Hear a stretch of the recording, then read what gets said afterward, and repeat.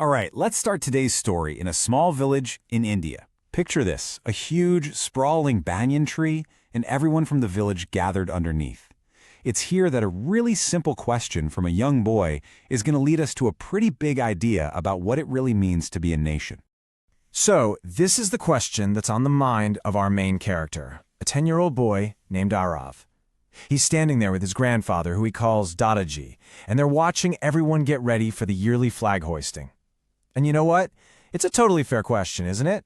If you're already independent, already free, why do you need another big national holiday? It's that simple, honest curiosity that really kicks off our whole journey here. And his grandfather's answer? It's just beautiful. So simple, but so powerful.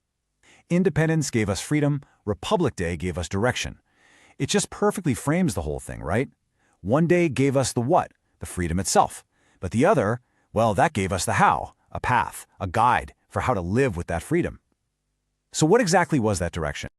Dadaji starts to explain that right after independence, India was this incredible, vast mosaic of people. I mean, just try to imagine it. You've got hundreds of millions of people speaking so many different languages, following all kinds of different traditions, each with their own local rules. Getting freedom was a monumental first step, for sure. But the next challenge was just as massive. How on earth do you make one single nation out of all that amazing diversity? Because, you see, freedom without some kind of structure, well, that can just be chaos. And the country's leaders, they totally understood this. They knew they needed more than just a shared history of struggle to unite everyone. They needed a shared vision for the future. They needed a promise. And this wasn't going to be a promise just for the powerful or the wealthy. No, this had to be a guarantee for every single citizen, from a farmer out in a remote village to a shopkeeper in a busy city. And that promise took the form of the Constitution. Now, what's so great is Dadaji's definition here. He doesn't get bogged down in complicated legal talk.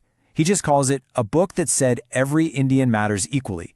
And that phrase just brilliantly captures the revolutionary idea at its heart, that power doesn't come from a king or a ruler anymore.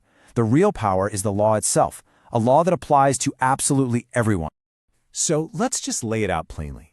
Independence Day is all about celebrating the act of becoming free, breaking the chains. But Republic Day, that celebrates the rules for living in that freedom.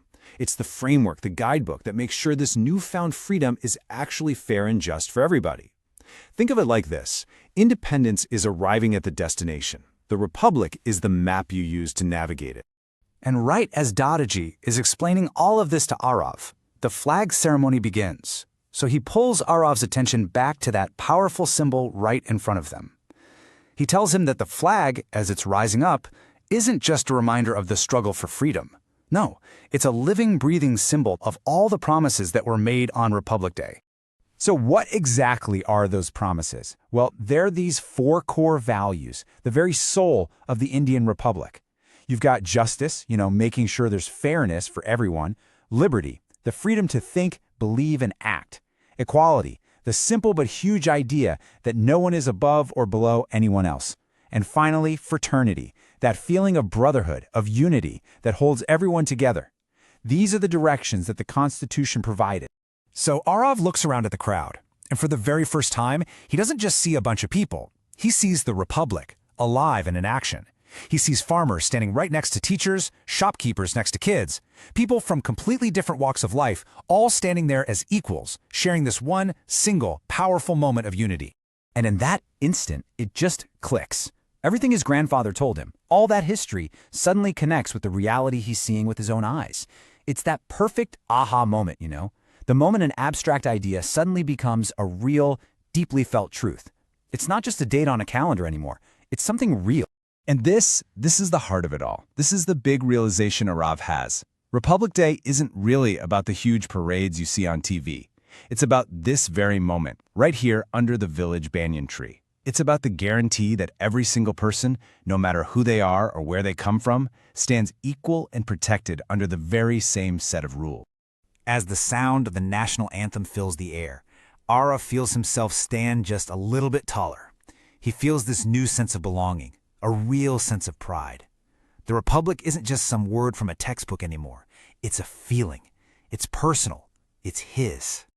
And that really brings us to a final thought to leave you with. Arav's story is about a huge national idea, but seen through a very local, personal lens.